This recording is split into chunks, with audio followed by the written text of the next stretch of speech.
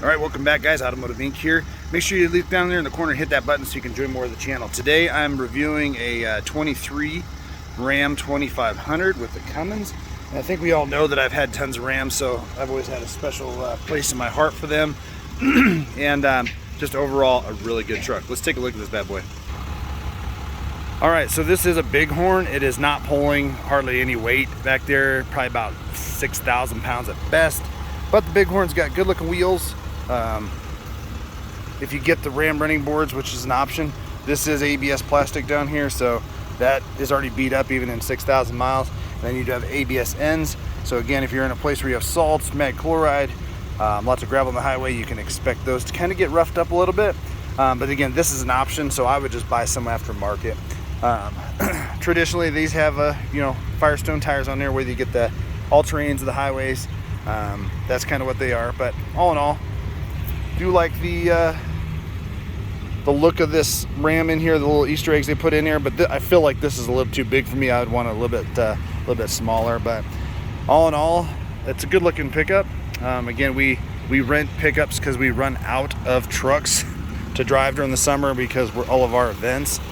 But I do like the Bighorn package. It's always been one of my favorites because bang for buck, it's really good. That is an option on some of these trucks these days, is these bull hooks. I couldn't believe it on one of the Rams. It's an option, but this one does have it. I like that. And again, guys, this wasn't a full refresh a few years ago. This was kind of mid-model, so they kind of came in, redid the grill, redid the hood, but it really isn't the half-ton version of itself. But it did get new mirrors. I have a whole walkthrough of the mirrors, which I think is pretty good. The changes they did, they're not as the prettiest thing, but I've grown to like them, and I like the fit and finish of them. All right, so in true form, again, I do like all the extra pockets that they give us. They are the ones that offer you the in-floor like coolers, if you will. We enjoyed that when the kids were younger. It is a pain in the butt because it's always under the mat, so you do have to be able to have access, but there is a liftable liner in there, so you can fill those with ice if you want. You've got some under-seat storage, which isn't bad. If this is a more up trim or had the fold flat storage floor option, you'd be able to fold that out. Again, I've banged on Ram before for this, but let's check this out. All right, so Ram is not in their crew cab. It's not a true crew cab, meaning the seat has this bump in.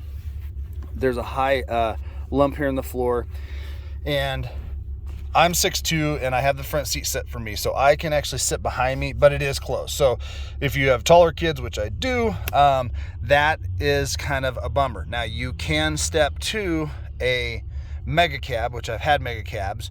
The issue with mega cabs is it's going to cut into your payload pretty good. This truck itself has a payload of 2219. So again, you add a mega cab to it, and it'll probably cut your towing and your payload down substantially. This truck itself is rated around 17.5, which is still more than our Super Duties we have at work. But again, for me, I would like the mega cab room.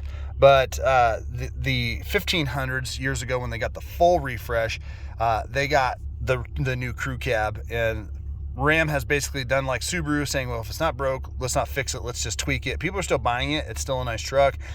And if you're done hauling kids, then this crew cab will probably do everything you need to. But if you need to put a car seat back here, those little guys will have their feet right up in the back of your neck. I've done it. It wasn't enough room, and the other guys are offering, Ford and GM are offering better crew cabs. Now the mega cab is a monster, and if you go 1 ton dually, then you'll get your payload back and you'll have your towing up there, but they do not offer a long bed. So guys and gals that need a long bed, you're gonna have to stick with the crew cab. So if you haul dogs back here, kiddos, or just gear, you will be limited by probably 5 inches of room. But all in all, they do give you some cup holders. Upper trims do get a power port and stuff, but we do get vents back here, which is nice. And overall, I love the seat material. It's really nice and everything like that. Let's set the tripod and get driving. All right, so let's walk through the cockpit real quick. So in the Bighorn, you're going to get these gauges, which I actually think they're really nice looking. I like the depth. I like the different transitions. They break it up, and then you do get a color display there. So you can actually toggle through information. They do have a trailer light test version, and then I've already driven 50 miles, but I just filled up with diesel, so once we get going, we'll reset that and kind of see what it's getting. Overall, the steering wheel is very much the same as always has been. Because it's the diesel, you're not going to get a dial shifter, but this is where you're going to limit your gears, whether you're a fan of that. it's kind of, this is what it is. They did add this year the upgraded buttons to be similar to the 1500, the new horn cap.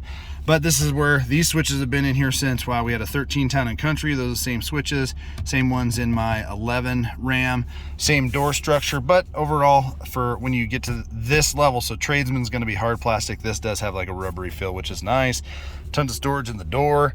And then, like I said, just nice fit and finish. All hard plastic up here, but that's fine because at least it looks good. Auto dimming mirror, got a little sunglass holder which won't hold big Oakleys, and then of course they kind of skimp out and give us some incandescent bulbs here, but you can swap those out if you're going to go that direction.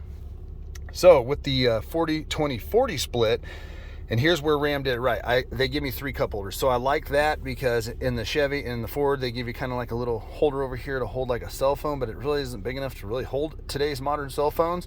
And it's not deep enough to actually like keep a chapstick in there. So kind of a pain in the butt. So I do like that. We got a good storage here. And then one thing Chevy and Ram don't do in a lot of their models is put charging ports in here. Again, I wish it was like a cigarette lighter style, but it is a B, so we're good there. But then this little area can be used as storage too, which is really awesome. So if you're gonna get this, that also has storage on here, which is grippy, which is nice, and the ledges are tall enough that you can put something that doesn't roll out.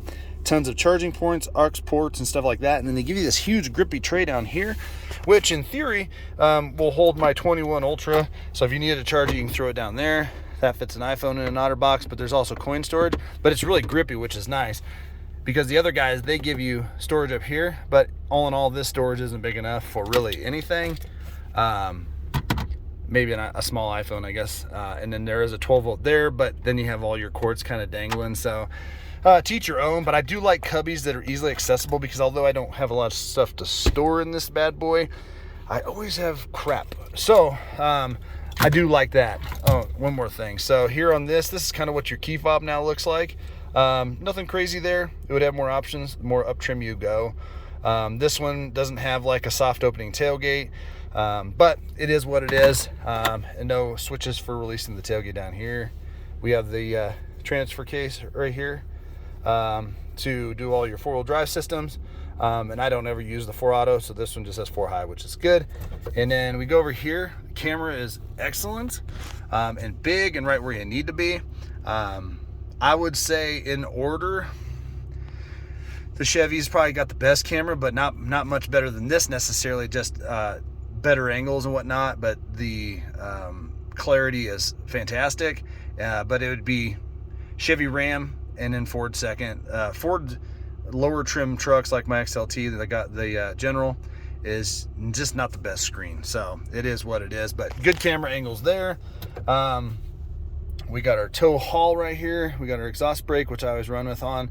Trailer brake, simple controls here, the fan and everything like that. And then, interesting enough, this thing's only got 6,000 miles on it, and this screen doesn't work. You can push all these buttons and you can't do anything. So if you need to set up the truck, and that's a glitch. These are like phones and computers. That stuff happens, so I wouldn't be overly worried about it. But at the end of the day, 6,000 miles to already have a glitch in the system, it is what it is. But over here in your normal display, you can scroll through and find your radio stations, and then there is controls on the back of here to change your input. So if you had AM, FM, or whatnot, you could do that. But can't plug a phone in here. But I will tell you this, and I'm not going to turn the radio on because I don't want to get hit with copyright crap for music playing. But in this Bighorn, there's nothing special about the setup. It's not an Alpine, it's not anything like that, and the sound system is really, really good. I've always liked Chrysler stuff forever, even when they were running Infinities. Now they're Harman Kardon and Alpine. I had Alpine in my Mega Cab. Fantastic. This grade of stereo is fantastic, so cannot beat that. It's actually better than my Chevy and most of my Ford for trim level. So I do love music. Another grippy little cupboard, and this thing's actually big enough for a small roll of toilet paper, and it's lit, so that's nice. The lower one, traditionally they don't put a light in it, but they did finally put some like material down at the bottom or the plastic to make it grippy. I like that. The cooling system on high moves air very well. It is actually very quiet, so like that a lot. This truck has a standard output Cummins 68 RFE. So you can see where it shows you where your gear you're in. You can swap those out and put them where you want, but really definitive, nice gear selector there. Got it in tow haul mode. I'm gonna get this set up on the tripod and we are gonna go for a drive. All right, guys, so you guys know that I'm a big fan of Ram. I always have been. I'm waiting for Ram to do that big update to the cab, and I'm excited when it will come to finally get the HDs up to par with the half-ton size crew cab. Now, that being said, they may never change it. I don't know. Like I said, people are still buying this truck the way it is and still loving it. I like the way this cab's made, and like I said before, if I was going to buy a Ram, it'd have to be a Cummins. I killed 2 Hemis last year, low mileage rentals, and after that, even our own company was like, we're only going to rent diesels. So at the end of the day, it's one of those things where it just your comfort level, whatever your demands, you know, your needs are going to be, try and forecast for that, and just buy accordingly, because otherwise you always play that game like, well, I should have got more, get more. If you get a Cummins 3/4 ton Ram, you're probably good. As long as you're under 20,000 pounds of towing, you'll be really, really good. Something neat that Ram used to do, and it's up and down through their website, is being able to check each VIN specifically for payload and trailering. But it was down the other day when I was trying to check one of the rentals that we got was a Ram, and I don't know if it's back up, but I do have a video on Ram towing guides, and it has the link in there if you guys want to try and find it, because like I said, it'll disappear off their website, but my link will take you to that. I will put a description in this video, and I will put the link to that video where you can find that link, and then I will also I can pop that link in there too, just so you guys have it all. But if you are interested in checking out that video, that would be pretty good. So all in all, if you roll down the windows, you can hear the turbo spooling on this Cummins, and when you fire it up, it is the loudest of the 3 when it starts up, but the Fords we have always need regens, so those go right into that mode and they are substantially louder.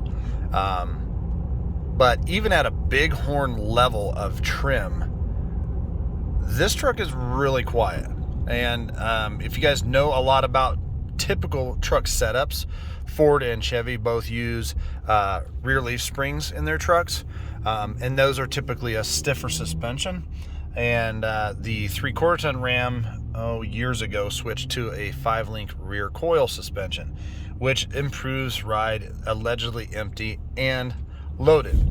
Well, I didn't drive this empty. I pulled a trailer up, and I'm taking a trailer back, but the ride is really nice. It's definitely up there with the Chevy, but once you step to the 3/4 ton Ram with those leaf springs in the back, you will notice a firmer ride. So if you go in and test drive one and you decide, well, I think I want a 1 ton, make sure you drive the 1 ton so you can decide if that ride is still going to be copacetic with you. Now, I think the ride is really nice, and the interior is very quiet. This is quieter than the Ford, period. And like I said, outside or windows down, you can hear that beautiful Cummins rumbling, everything like that. Now in here, you can actually hear the exhaust brake, and this is where I've said all along, I think all of the diesels that are out there are pretty good. The Cummins is fantastic, and up into the new L5P Gen 2, which we'll see how that comes out. The Ram has done the best with the whole EPA restriction BS. Now, after they switched to DEF versus the diesel particulate burn-off filter, which was in the earlier versions, like after 2008, they had to start adding that crap. And I think they've done the best with doing less regens. The Cummins and everything just seems to know how to do it better. But the new L5P Gen 2 from GM, the new designs should improve that substantially. Ford hasn't made any of those type of renovations to the actual engine and emission systems yet. And I hear a lot of guys, and I've talked to a lot of guys that even in their HOs, they're regenning, every 100 miles. well, yeah, they're not towing. So again, it's all about using the truck for its thing. But if you are going to be using a modern diesel truck for commuting or picking your kids up or grocery getting, or as your potential daily driver where you're not towing, keep in mind those are things you're going to be dealing with. And each one of these owner manuals, they do discuss having to let the engine do the regens, and if you don't, it can cause damage to components. All right, so just last night we lost a turbo in our big Kentworth with a Cummins, and I will tell you this: heat is the destroyer. So if you're going to have any engine and you're towing with it, when you get back to wherever you're done towing, let it run for 4 or 5 minutes. On a diesel engine with a turbo, especially if it just got done doing a regen or needs a regen, do not shut it off. It just traps all that heat in the area of the engine compartment, the turbo, the exhaust system, and it is a destroyer. We've talked about this in, everything from transmission temps and whatnot. So at the end of the day, if you're running a diesel truck, get back, even if you're just commuting, let it run 30 seconds. Let everything kind of cool down, let it get all the heat out of there, or majority of the heat that's in that integral piece, and let it cool off. So that's just kind of my rant, but then again, that is something that experience will show you that you need to do. But it also says, it used to say it in my Cummins manual, that to let it cool down if you're towing with it. And I've always stuck by that, and I've never, ever had an issue at all. I did blow a turbo in one of my trucks. It had it was a semi, and it was a dog. It was done. And if you do blow a turbo, stop right there, pull over the side of the road and get a tow. Do not keep driving. That is extremely bad. So, all right, that rant's over. So all in all, guys, this truck drives really, really nice. And I've said it before, Cummins has owned Jacobs and been in business with them forever when it comes to exhaust brake. And even though this may not be a branded Jake brake, they have the best exhaust brake, period, in the pickup truck market. Ram does it best. Literally, in my semi, if I let off the throttle, it engages the exhaust brake right away. So you actually have to physically shut it off. Otherwise, this thing will just start slowing it down. Now, I said this thing's very, very quiet, but I'm going to zip my lip for a minute. The full exhaust brake is on, and I'm going to just see if you guys can hear it. It sounds really awesome. It sounds just like a big rig. It has, not as loud, obviously, but just like it. So let's check it out.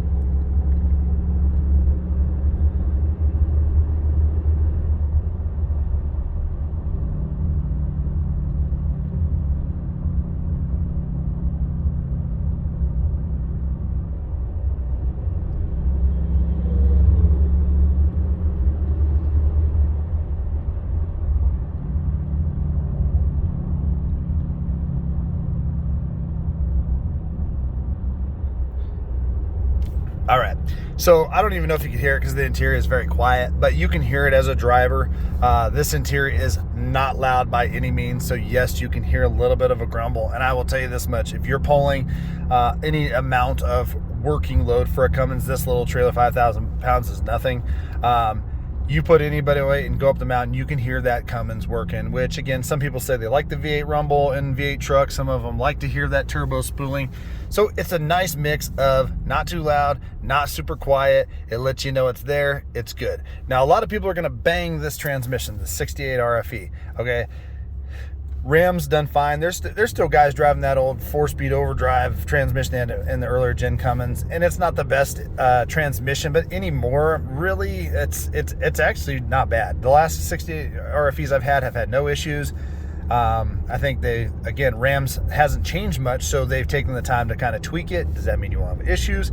I don't know, but nonetheless, the 68 RFE I have no problems with. I've had a couple ASINs, and really the only truck that ever left my family and I stranded was one of my Cummins with an ASIN in it. So for me, if I don't need a 1-ton, I don't need a dually, I'm not going to get that ASIN just because the 68 RFE does the job for me. But then again, people are banging on the Allison transmission I have in the gasser, saying it's not an Allison. Well, who really cares? As long as the chicken sandwich is delicious, nobody cares how it's made. So nonetheless, we pretty much talked about everything in here. The trip up, I reset the trip fuel economy, and over those 53 miles pulling, I got 20.1 miles to the gallon, which I think is awesome. Right now we've done some city driving, so there's not going to be a lot of data there, but I'll bring you back into the video here in about 10 miles and we'll see how the fuel economy is sitting out. But it's at 13.5 right now. Again, we are pulling 5,000. I can't show you how nice the screen is, but it is nice in the other rentals we've had. The buttons and the feel of these buttons is very nice. And again, my favorite feature on any Ram is that exhaust brake. It's fantastic. And it does remind you that you're driving a modern diesel Cummins that's just, this engine, it's just great. It is not the most powerful. It's not going to rip your, throw you back in the seat like all the other ones. It does put you back in the seat, but it's not like those other ones. But it is here to work, and I can really respect that. So we will let this run for about, I don't know, 10, 15 miles, 20 miles, and let's see how the fuel economy picks up, and we'll see you in just a second, guys. All right, guys, so we are going to wrap this video up. Again, my favorite feature is that exhaust brake on the Cummins. When I let off the brake, I want that to engage. If I'm towing, I'm in tow haul mode, I want it to engage without having to have any input from the brake to engage the transmission, and this does it. And I just love it, because I mean, you very rarely have to touch your brake in a Cummins. I mean, it is fantastic. I'm off the throttle there. It's slowing me down. No input on both the Chevy and the Ford, especially the old L5P. I did have to push my foot really into it, but they did redesign that, and I haven't towed with that. But the Fords, yeah, you can barely feel the exhaust brake. You have to dig into the brakes to get an engagement from the transmission to gear down, and this thing just starts slowing you down. I love it. But like I said, I thought we'd talk about some fuel economy. So over a 75-mile run, pulling, like I said, the 5,000 to 6,000 pounds, zero issues, quiet as a church mouse in here, averaging 16.8. I was doing the speed limit, so no speeds over 75. Some of that was stop and go. That was from literally resetting at the fuel stop, so a little bit of city, probably about 8 miles of city. The rest is highway. Again, I think that improves the more you stay on the highway. And again, I knew with my Cummins, the magic number was like 68 miles per hour, and I could get actually pretty good fuel economy in a 1-ton dually. And that seemed to kind of be across the board in all my automatic Cumminses, especially the newer ones with EPA crap. But yeah, all in all, guys, it's a good truck. And right now, if you don't care to have these fancy new mirrors, they really didn't change much as the rest of the truck. So really, they're here in Denver, as long as they'll sell out of state, there are some really good deals on 22s. Because a lot of the 22s had a stop sale for the grid heater issue. I think it was like a module or an adapter or something that could catch fire. Wasn't always catching fire or whatever, but yeah, you can really grab some 22 deals right now. But these mirrors are very nice, and if you're looking for a better mirror than what the 22 has, you're gonna have to go at 23. I'm not saying that you won't get a deal on those, but yeah, now that they finally got, well, at first they had the dipstick issue on the transmission of the 68 RFE that was leaking, potentially causing a fire, and then they had the grid heater issue. Those are all recalls, and they can't sell them until they're fixed. So if you can find a 22 and it's available for sale and pickup, then that means they've corrected the issue, and I wouldn't really be concerned about it. My 16 Mega Cab had like 4 recalls on it. I never got any of them fixed. I did the flash on the update on the actual radio screen, but other than that, I let the truck just roll, and I had the water pump that allegedly would cause an issue with overheating and then potentially a fire, and I used my dually to pull everything. I mean, that thing was a beast. Didn't do any of the recall stuff, never had an issue. I wouldn't necessarily recommend that, but to me, it's kind of like, well, they said you can monitor it, get it replaced. For me, it was easier to monitor because I didn't want anybody tearing down my brand new motor, and I did sell it to my neighbor with only 25,000 miles on it. But I don't think he's went in and addressed that issue either. So again, safety recalls, I'm not saying don't do them. I'm just saying I didn't do them, and probably not a good habit, but nonetheless, yeah, that is kind of my thoughts on the 23. Well done on the mirrors, Ram. If you're going Ram, I'm going Cummins, so that'll come up. I'm not a fan of the Hemi, bring back that old 8-liter V10 and maybe we'll talk about it, because that thing was a beast. But yeah, not a fan of the Hemi. And but overall, great cab, great interior to be in. Again, the cab itself is smaller than the other two, so for me, I would have to go mega cab, and I don't really want to do that. But you know, in true fashion, the Cummins is the real show stealer here. So nonetheless, guys, look down there in the corner, you'll see that button. Smash it so you can enjoy more of my content, and we will see you on the next one.